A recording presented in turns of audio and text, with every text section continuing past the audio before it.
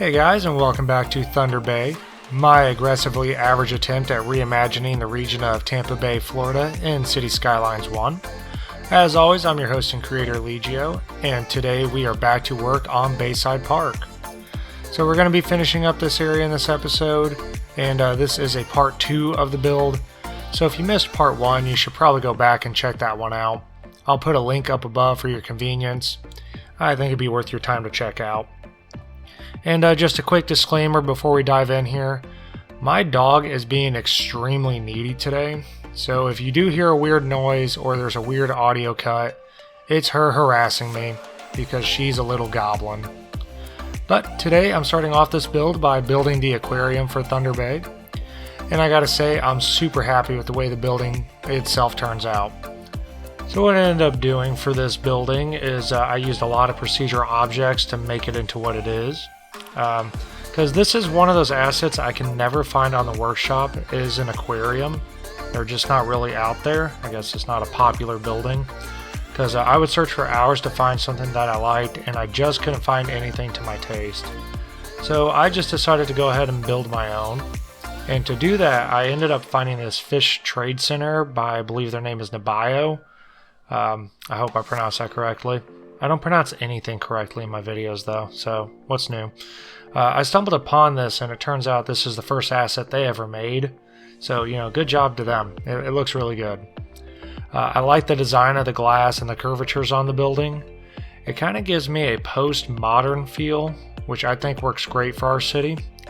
Because Thunder Bay being in Florida would mean a lot of its architecture would be somewhat modern in a good chunk of the city. And I'm basing that off of what I've personally seen when I go to Tampa and the other Florida cities. See a lot of modern buildings, but I'd also see a lot of Spanish style architecture here and there just woven throughout the city.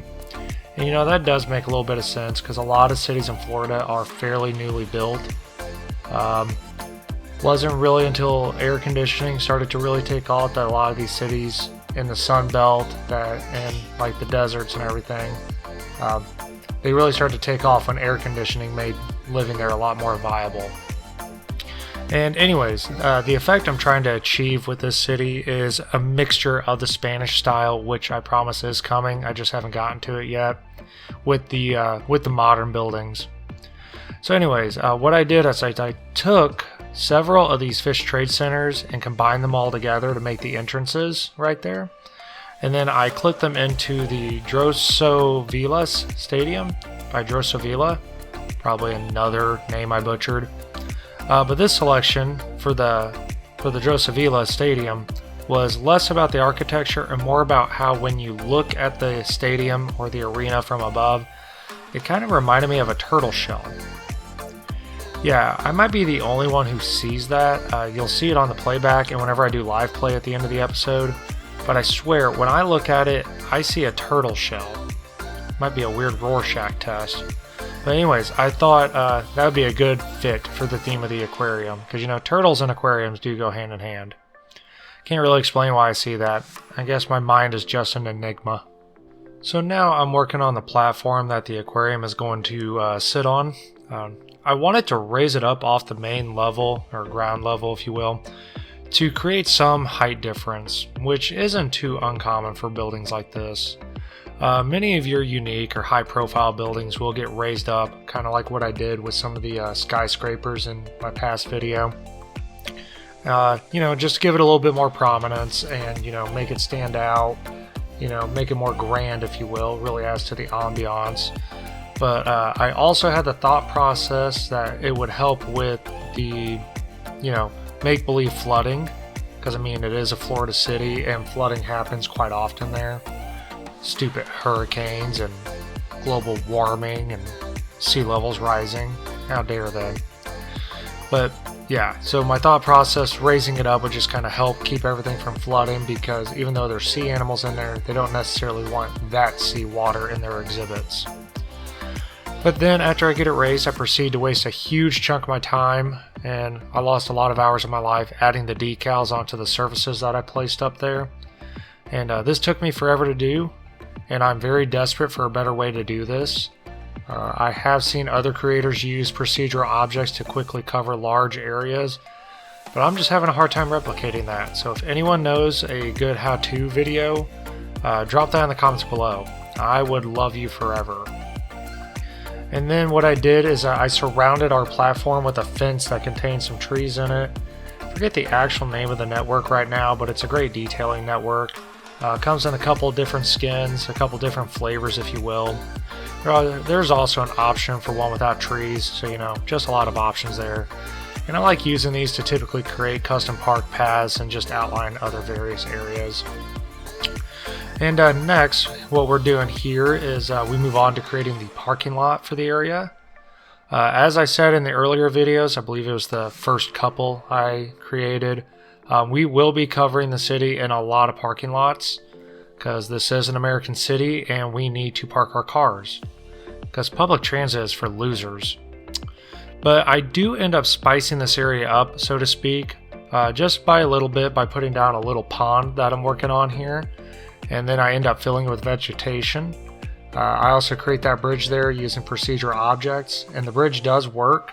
When I get to the live play, I did put an invisible path there, and they do walk on it. The heights are a little weird, so they'll kind of dip into the bridge. Their feet end up down in there, but it's fine. It's fine. But yeah, when I get the little pond all filled in, it adds to the nature theme for the aquarium when you get on the ground level, and it creates a really good transition zone, especially once I start filling it in with the vegetation. It just took me a little bit to get the water level just right. I ended up flooding this area a couple times, but no one died in the making of it. So, everything's fine. Everything, they're fine. The citizens are good. I mean, what are you going to do? Water physics in this game, they be what they be, and we just make do with what we get. But with the water level figured out, I spend a little bit of time adding in some more greenery, which honestly is one of my favorite parts of these games. There's just something kind of soothing about adding a whole bunch of trees into an area and just making it into nature. The trees also just always seem to make an area really pop and stand out, especially in like neighborhoods. They just add something to it. You can't really explain it and put it into words. Maybe it's just because nature's a good thing. I don't know. But with the trees placed down, I start to work on this little awkward island area that I made here from the parking lot. And I replicated what I did with the roundabout in the previous episode, where I just use a grass network and the poppable grass to fill it in. And I just leave this area pretty much open. I didn't want to overfill the area with trees, and this space actually felt okay to just leave open. I guess if you want to get into the headcanon, you don't want to obstruct the vision of the drivers coming and going too much. But when the area is done, I like how that little pond area creates a nice little boundary, but at the same time, it also feels welcoming. I don't know, maybe I'm over-analyzing this space too much, but my headcanon just kind of went wild with this area. Really overthought it a little bit, but I think it all makes sense in the end. And then it's right back to even more decal work, which honestly, it just kind of wore me out in this build. But I kept it in the video, so I had a good spot to do our history lesson for the episode. You see what I did there? And this lesson, we are going to be jumping back into Florida's history and picking up where I left off in a previous episode. I believe that was episode 6, the People Mover episode. So check that out if you want the prelude to this lesson. It goes into the old history of Florida. But let's pick up where we left off, and we left off with Ponce de Leon dying and Spain struggling to colonize Florida. So let's see how that story ends. In 1528, Panfilio de Narez picked up where Ponce de Leon left off and led another expedition with grand ambitions of establishing a colony for France.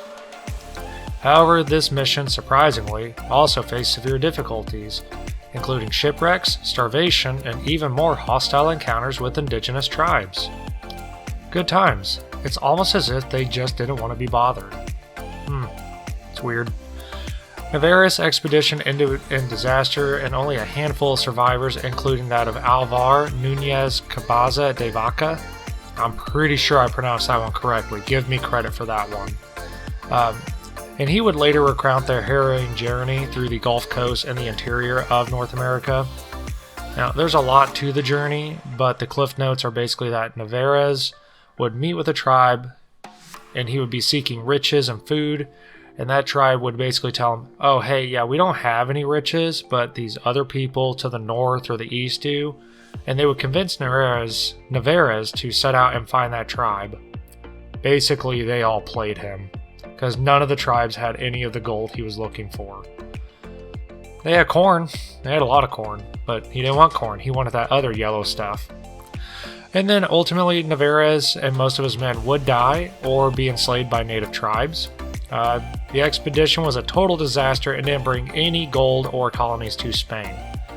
Only a handful of men out of the hundreds that he took would return to Europe, and that would include Vaca, who would tell the tale. But Spanish persistence finally paid off in 1565 when Pedro Menendez de Aviles founded the city of St. Augustine. That might sound familiar to some of you. And this settlement holds the distinction of being the oldest continuously inhabited European established city in the continental United States. Menendez de Aviles' mission was not solely focused on colonization. It also aimed to protect Spanish interests against the French, who had established a foothold in the area with Fort Caroline, which is near present-day Jacksonville. Those dang Frenchies, doing the exact same thing the Spanish were doing, but they were doing it in French. The rivalry between Spain and France in the New World came to a head when Menendez de Aviles attacked and captured Fort Caroline, which again was by Jacksonville, just to give you more perspective. And this effectively ended French ambitions in Florida, and this happened in 1568. And this victory solidified Spanish control over the region, and St. Augustine then became a crucial outpost for Spain's empire into the Americas. And just some quick notes, life in early St. Augustine were very challenging. The settlers faced threats from both indigenous tribes, which, seems to be a trend, and that does make sense, and other foreign powers, particularly the British. Those dirty Brits, doing exactly what the Spanish were doing, but doing it in British. And despite these hardships, though, St. Augustine remained, and it grew to become a melting pot of cultures, which did include the Spanish, African, Native American, and eventually other European influences. And one of the most significant aspects of European colonization in Florida that I want to highlight here is the impact it had on the indigenous populations. You could do a massive video on how European colonization affected the Americas, but I don't have time for that right now. I also don't have the expertise. I'd have to do more research. But the arrival of Europeans brought profound changes to the lives of North Americans, which is shocking, I know.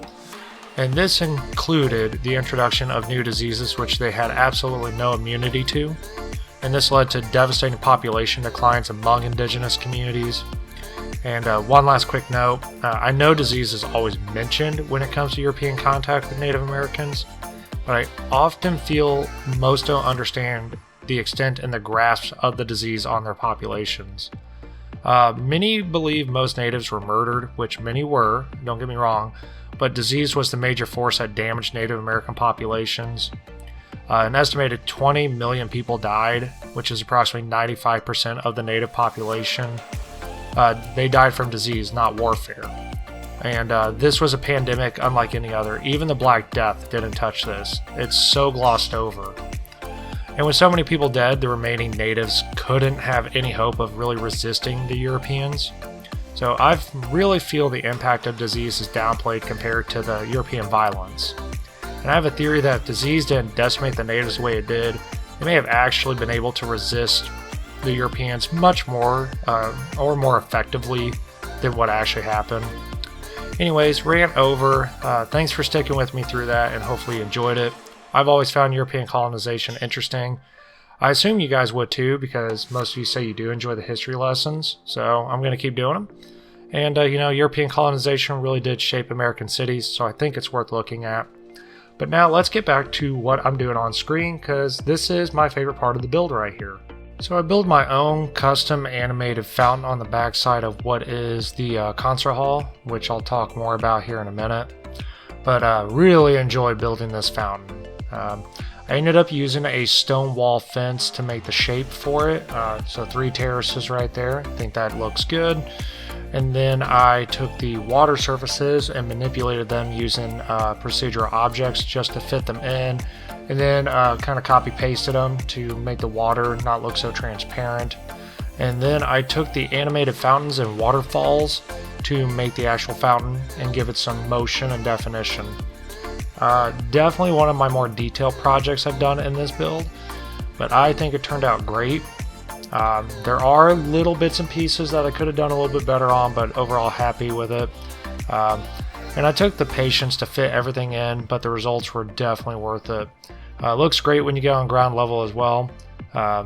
Yeah, I'm sorry, I just had to gush over it for a second, because it's builds like that that keep me coming back to this game. And the reason for that fountain's existence is the concert hall that I placed down there. And that's because I wanted to have a place for the residents to go to see, something like the opera, Broadway, or some other live shows. I felt it really fit the theme of Bayside Park as well. It has a modern feel while also feeling very unique, because sometimes modern buildings, they have a tendency to all look the same. So you just got to get some distinction, keep everything as fresh as you possibly can, which can be difficult in city skylines because we're all using the same assets. It's not like you have actual architects building unique assets for cities. I think you guys get what I'm saying. We all end up using the same stuff, but I try to keep it fresh, try to keep it as unique as I can. And the asset I actually ended up using, I can't remember the name or if I could even pronounce the name, because I know for a fact it's a Chinese asset, but we're gonna ignore that fact. We're gonna say it's a American asset. But if you do look closely, if the camera angle allows it, you will see there are some Chinese characters on the side of the building. Couldn't remove them with PO. They are a part of the texture of the building, but I can get past that. It's not a big deal. I'm sure most of you didn't even see it, but it turns out great. And I add in this customized parking lot because America, but overall I think it's a nice addition to the park and it really classes the place up. And here I'm spending quite a bit of time working on the intersection leading into the parking lot, and I love how this turned out. I had a lot of fun building this. I typically skip over the intersection markings I do to save you guys the pain of watching it, but I thought you guys would enjoy watching this. I keep the bike path here using the green fill-in. I keep the pedestrian walkway. It's functional. They still go through. Add some decals to just, make it look good. Adding in the slow stuff, because if you're coming in, you're gonna have to slow down, make sure you don't run anybody over. And then I found these rumble decals. You'll see those in a second. I add those in, kind of acting as like a speed bump to make sure that if you're coming in, you're just a little bit more aware that you're not gonna run anybody over. And I add in some of the props, like the crossing walk props. And then I end up taking this traffic light, turning it into a procedural object, and making it fit the needs of this little intersection here. Because if there's high traffic coming through, I would imagine that you'd have some red and greens to dictate the traffic flow so that no pedestrian or cyclist is getting run over, while also letting the motorists come and go. With using the traffic manager mod, took me a second to get there. The traffic manager mod, that is a stop sign area. I did that to take out the traffic lights because you're not going to really need it. And the reality of the game, like the game as itself, you wouldn't need that there. There's not going to be that much traffic there because I'm not putting an event generator down. I don't like using those. They cause more problems than they solve, in my opinion. But keeping with the headcanon and the make-believe of this game, you would need some kind of traffic control device there. But yeah, really like the way that turned out. I think the intersection marking tool was used to great effect here. I'm really proud of that. And then I'm just kind of detailing up the area. I didn't like having a big open space there, so I thought I'd put like a flower bed or something here. And then I run into the problem of the decals bleeding onto the surfaces I was putting in here, so I had to turn them into procedural objects, which seems to be a theme for me. I feel like I'm using a lot of procedural objects in this game. And I'm going to try to slow down on that because they can really mess with your saves, especially if you have an object just randomly break, which I've had happen to me before. And then you got to try to find out which object it is, because sometimes it just won't load it in, it won't render it. So then you just got to play a guessing game and look around the city and try to find it. And when you get really far in the build, good luck. Good luck finding what asset broke. Because I had one of my saves, I had probably 1,000, 2,000 or so procedure objects in the game. One broke, and I could never find where it was. So somewhere in the city was just a blank space. Which, whatever, it's not that big a deal. And then right here, I thought that area was just a little too empty, but I didn't want to put another huge feature in it, so I just opted to put some pathways, connecting everything up, and I think that looks good. I want to keep that area open. I'm still not a huge fan of the grass themes, but I've not found one to replace it with just yet. I need to get on the workshop and find something a little bit better, just so I can replace certain stuff. But I like having those paths there. I like keeping it open because people can go there and either have a picnic or throw a frisbee or whatever it is that normal people do, instead of sit in their office playing games like this and narrating over them for what is a great audience but a small audience. It is what it is. And then I finish up the park by putting in another little pond, because I like putting these in parks. I think they look good, and they're great space fillers. If you have a little area you're not sure what to do with, I like to add a little water feature to it and then just surround it with vegetation, because you can never go wrong with adding nature into a build.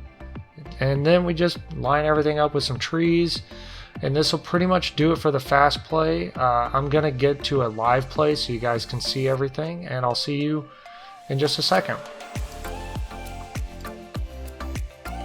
Alrighty guys, so we are live here in Thunder Bay for the first time. Hopefully not the last time. But yeah, let's go ahead and take a look around and admire some of the things we got built, and we'll call it an episode, because I think I've probably punished you guys enough with my voice. So we'll start with the newest build we have. Ooh, had kind of a framing issue there. Built this concert hall. Again, it's a Chinese concert hall. It's the Shanghai concert hall, but we are going to say it is the Thunder Bay concert hall, because when you zoom out you can't read it. So it's going to stay. I like it. It's a really good looking building. So thought it was unique. I wanted to have a unique concert looking building, concert hall. I want to have a unique concert hall. And then moving to its next door neighbor, we have the aquarium, or as I call it, the fish center. I think that's a really unique name for it. And then I said it in the episode, and I just want to see if I'm alone in this or not. Does this not kind of look like a turtle shell? Like, you take out the rings and everything, I think it looks like a turtle shell. It's kind of got like a, I don't know, a leathery look, like a leathery turtle shell. I don't know. Maybe I'm losing my mind. Maybe I stare at computer screens too long. But yeah, I really like the look of the aquarium, especially when you get like down in here in the parking lot. Like, that's a really good image. Like, that looks like an aquarium walking up. That looks like something you'd see in real life. So I enjoy that. And then we just have this little feed in right here. Don't have to spend too much time on that. But it feeds over to the Science Center, which we built in part 1 of this episode. And I really enjoy building this because these globes up here, these earth-eye? What's the plural of earths? I'm going to go with earth-eye. These earth-eye here look really good. I really enjoy those. Good detail work on these too. Like, these look really good. I think this is a real world asset, but I know it's a Chinese asset, but I can't remember where it's located. Somewhere in China. Yeah, we had a bit of a tile glitch down here, but that's okay. Oh, they even put tables in here. Good detail work. But yeah, no, I like that. That looks really good. And then it looks out over here over this basin, as I'm calling it here. Water level's really low. In my mind, it would be like up here just below the railing, but we'll just say it's low tide, I guess. I don't know. Water in this game is always frustrating for me. And then moving on over here, we have our open air market. Not a whole lot to see there, but there are people that walk up and down. I don't know if they're buying anything, but they certainly are making use of the space. And I mean, it's a lot of food trucks, so they won't go hungry. And then over here we have our battleship with the dock right here. Again, I don't know how realistic it is, but I did get some positive feedback on this, so I like it. I did realize a mistake I made when I was doing the build. The ship was facing the wrong way. So these are the main guns right here, or the bow. They were facing this way when they should have been facing the way they are now. And I think the theory behind that, because I don't know a lot about nautical terms or things at all. Like, I hate boats. I don't swim. So you'll have to forgive me. But I think the reasoning behind it is this is the entrance for the harbor. So the guns, the main guns, should be facing the entrance so they can meet the enemy. I think that's what I saw on Wikipedia. So I read that somewhere. I can't remember. I'm just going to say it was Wikipedia. But yeah, so that was pretty cool. And then we just had this little skate park up here and this little park. That really came about because I didn't know how to fill the area in. So it came through with that. That's what I put there. And that's mostly Bayside Park. Then we have the downtown over here. It's just a bunch of tall buildings. Nothing too exciting. I get bored building downtowns. I'd rather do other side projects. But here's the downtown if you wanted to have a better look at it. Nice top-down view right here. It's nothing too special. I've seen a lot of better downtowns, but it's my downtown. We'll keep it. And then just over here we have the train station, which I swear one day I will get around to detailing. I just haven't felt like detailing this area out yet. I was going to do it when I did the bus stations, and then I saw the episode was running kind of long, and I got bored. If I'm being honest, I just got bored and stopped playing the game and went and did something else, and then I didn't go back to finish it. But I swear to God, I promise to whatever God you pray to, I will finish that. But yeah, that's mostly what we've been working on, which I know isn't a whole lot. Besides our monstrosities of interchanges, which I call this the spaghetti monster, because it's a lot of spaghetti. This interchange and this interchange I think are going to get changed in a couple of episodes. I'm not really sure. I have an idea of what I want to do with this area. This one can stay because it's pretty with the foliage.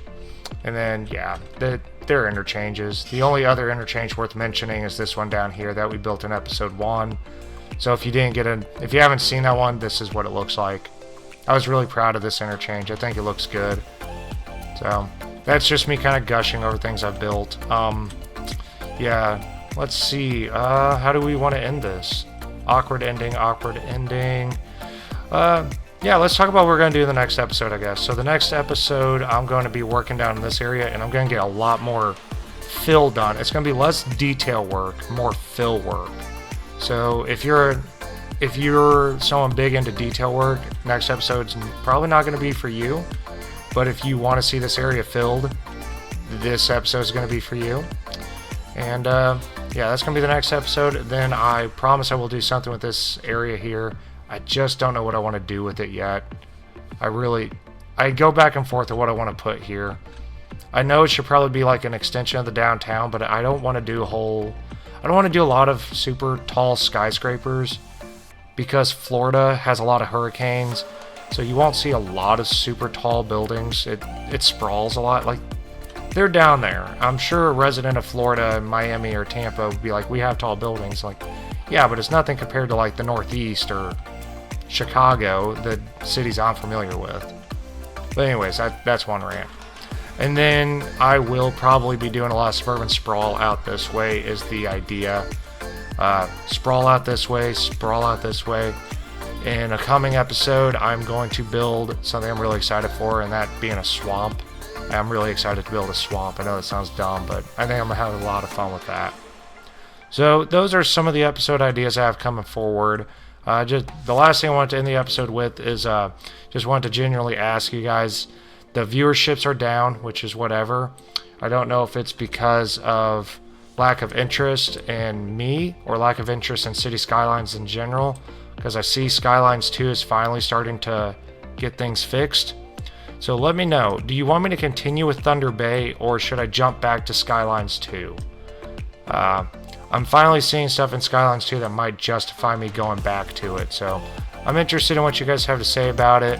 Yeah, I'm a man of the people. I'll do what the people want. But that's all I got for this episode, guys. Hopefully you guys enjoyed it. I'm going to leave you with some cinematics, and I will see you in the next one. Have a good day.